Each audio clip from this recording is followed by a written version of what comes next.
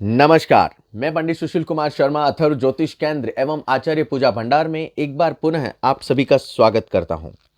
आज का जो हमारा विषय है वह 2023 फरवरी का महीना मेष राशि वाले जातकों के लिए किस प्रकार से बीतेगा इस संदर्भ में है। यदि अभी तक आपने अथर्व ज्योतिष केंद्र को सब्सक्राइब नहीं किया है तो आप उसे सब्सक्राइब अवश्य करें। इस चैनल के माध्यम के द्वारा आपको समय समय के ऊपर ज्योतिष से जुड़ी हुई जानकारियां उपलब्ध होती रहेगी। यहां पर मेष राशि में यदि ग्रहों की चलायमान स्थिति के बारे में चर्चा की जाए तो वर्ष के आरंभ होते ही राहु लग्नस्थ विराजित हो गया है। साथ ही साथ चंद्रमा और मंगल की युति वृषभ राशिगत धन भवन में चलायमान है, काफी अच्छी युति है। यहां पर केतु तुला राशिगत सप्तम भवन में चलायमान है, बुध धनु राशि का लाभ भवन में चलायमान है, सूर्य मकर राशि का भाग्य भवन में चलायमान है और शुक्र और शनि की जो युति है वह एकादश भाव आय भवन में चलायमान है और बृहस्पति मीन राशि का होकर द्वादश भाव में चलायमान कहे गए हैं। यहां पर मेष राशि वालों के लिए ये जो महीना है ये काफी योग कारक है और एक अवस्था में ऐसा कहा जा सकता है कि ये मेष राशि वालों के लिए कहीं ना कहीं नए अवसरों की प्राप्ति करवाने वाला समय भी कहा जा सकता है। यदि साप्ताहिक रूप से मेष राशि वाले जातकों के बारे में बात की जाए तो प्रथम जो सप्ताह है 1 से 7 फरवरी तक का मास के आरंभ होते ही जातक को बहुत सुखद अनुभव होगा। मतलब 1 तारीख 2 तारीख 3 तारीख को ऐसा कहा जा सकता है कि कहीं ना कहीं से अटके हुए पैसे आने की संभावना है। कोई अच्छी डीलिंग जातक के साथ में इस समय अवधि में हो सकती है। यहां पर यह भी कहा जा सकता है कि कहीं ना कहीं जिस प्रोजेक्ट के ऊपर आप लगे हुए हैं उसमें भी आपको लाभ प्राप्ति के योग बनना और कहीं ना कहीं साझेदारी के अवसर आपको मिलना, यह भी आपका इस समय अवधि में हो सकता है। चंद्र और मंगल की युति जो धन भाव में है वह काफी योग कारक युति कही जाती है, ऐसे जिसमें ऐसा कहा जा सकता है कि यह एक काफी सुखद अनुभव आपके साथ में जरूर होगा। इस समय अवधि में आपसे लोग आगे चलकर, जिसे कहते हैं ना कि एक तो मुझे भागना पड़ता था, एक लोग सामने से आकर व्यापार की बात कर रहे हैं, ये चीज आपके इस समय अवधि में जरूर हो सकती है। नए ऑर्डर्स आपको इस समय अवधि में मिल सकते हैं। नए संपर्क लोगों के साथ में इस समय अवधि में होंगे जिससे एक अच्छी डील आप इस समय अवधि में क्रिएट कर सकते हैं। 4 5 6 का समय यदि देखा जाए तो थोड़ा सा ये जिसे कहते हैं ना कि थोड़ा सा गड़बड़ करने वाला है। यहां पर आपके स्वास्थ्य के संबंधित थोड़ी कष्ट हो सकते हैं, चाहे भले पेट के संबंधित परेशानियां हो या कहीं ना कुछ जिसे ये कहते हैं ना कि छोटा सा वायरल हो सकता है थोड़ा सा।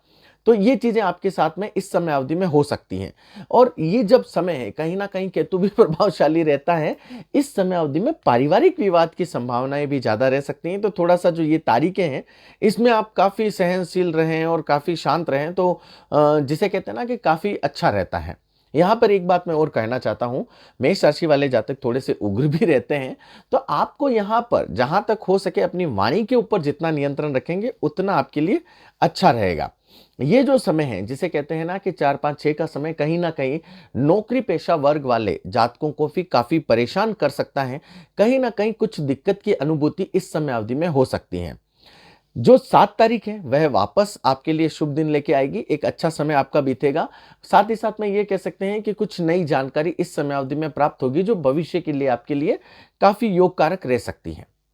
द्वितीय सप्ताह की यदि मेष राशि वाले जातकों की बात की जाए कि 8 से 15 फरवरी का समय मेष राशि वाले जातकों के लिए किस प्रकार से बीतेगा, तो दिनांक 8 का समय जिसे ये कह सकते हैं कि काफी शुभ योग कारक रहेगा।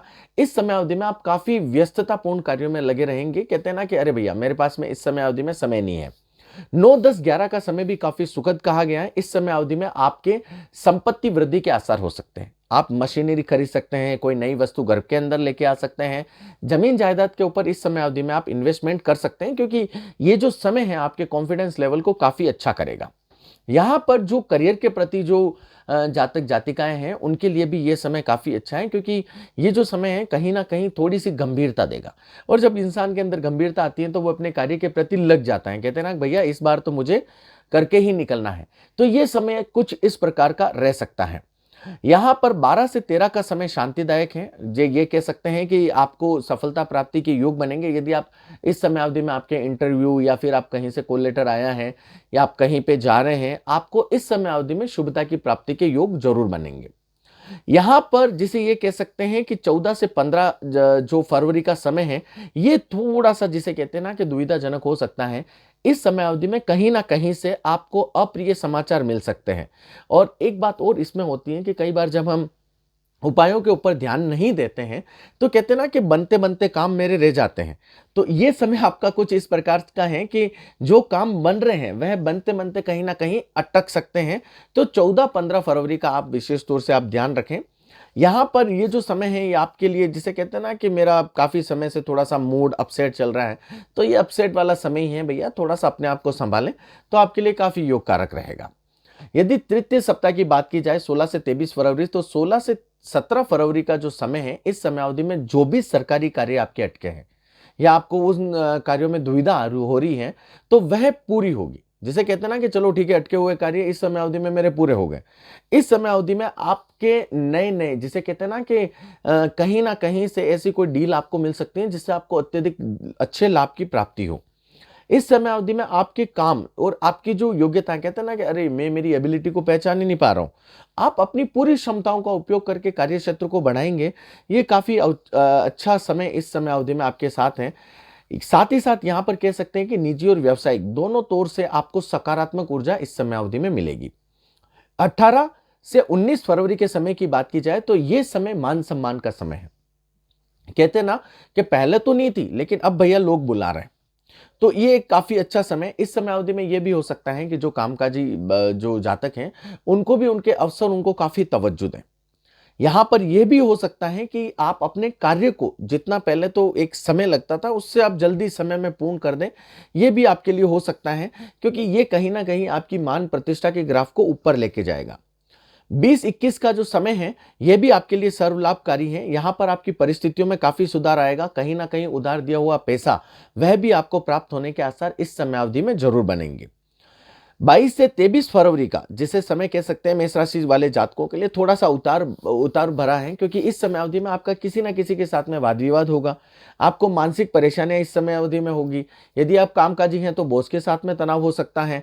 मतलब कुल मिला के ये जो समय आपको कहीं ना कहीं से संतुष्ट नहीं रखेगा। मानसिक चिंताओं भरा ये समय आपके साथ में हो सकता है।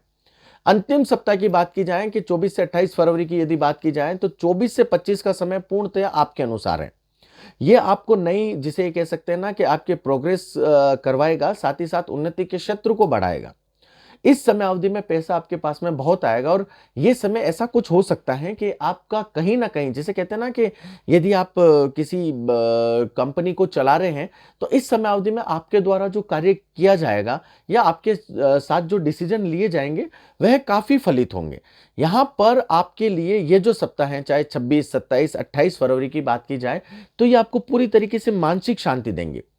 इस समय अवधि में व्यापार में कुछ नया होगा, न्यू इनोवेशन आप कर सकते हैं, नई मशीनरी उतार सकते हैं, साथ ही साथ एक ब्रांच से दूसरी ब्रांच आप खोल सकते हैं। मतलब ये समय व्यापारिक दृष्टिकोण से काफी शुभ कारक रहेगा आपके लिए। यहां पर सिर्फ एक ही मैं कहना चाहता हूं कि यदि आप किसी के साथ में पार्टनरशिप डील कर रहे हैं तो उस चीजों को आप पूरी तरीके से डॉक्यूमेंटेशन को जांचें और फिर उसके बाद में आप सिग्नेचर या करें, क्योंकि ये क्या है, ये जो समय है आपकी इच्छा शक्ति को काफी बढ़ाएगा कि नहीं यार इतना नहीं चाहिए, मुझे इससे ज्यादा चाहिए। मतलब एक्सपेक्टेशन हाई से हाई रहेगी, आप उसके प्रति जाओगे भी सही। लेकिन यहां पर एक समय है कि जिसे कहते हैं ना कि यदि ठार के खाएं तो फल अच्छे मिलते हैं। तो यहां पर थोड़ा सा आपको शांत रह के फिर आपको निर्णय लोगे तो परिणाम आपके अनुसार होंगे। बाकी ये समय आपके लिए पूरी तरीके से अनुकूल है। और यदि आप और अनुकूल बनाना चाहते हैं कि भैया मुझे और चाहिए, तो इस समय अवधि में कुछ आप उपाय कर सकते हैं। यहां पर क्या है, केतु के संबंधित यदि परिवार के संबंधित आपको कष्ट हो तो उस समय अवधि में आप क्या करें कि जो कबूतर आते हैं तो आप उनको आप दान मतलब जिसे कहते हैं ना कि दाने डाल सकते हैं। ये काफी योग कारक है। आप अपने मंगल राशि स्वामी के अनुसार यदि कार्य करना चाहते हैं कि मुझे और भी इस राशि के अनुसार शुभ फलों की प्राप्ति हो, तो प्रत्येक मंगलवार के दिन आप एक काम करें कि आप श्री चरणों में, बालाजी के श्री चरणों में आप दीपक प्रज्वलित कर सकते हैं।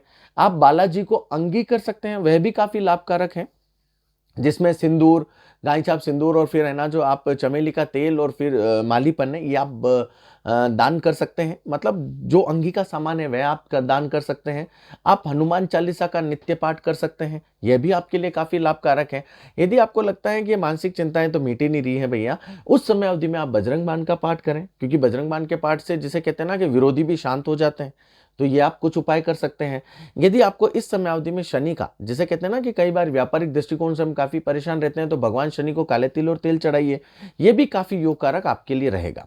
यदि इन उपायों को आप फॉलो करते हैं तो मैं ये कहता हूं कि जो ये परिणाम मिल रहा है उससे भी आपको अच्छे परिणाम ईश्वर जरूर देंगे। साथ ही साथ यहां पर मैं ये कह सकता हूं कि यदि अभी तक आपने अथर्व ज्योतिष केंद्र को सब्सक्राइब नहीं किया है तो आप उसे सब्सक्राइब अवश्य करें। इस चैनल के माध्यम के द्वारा आपको समय समय के ऊपर ज्योतिष से जुड़ी हुई जानकारियां उपलब्ध होती रहेगी।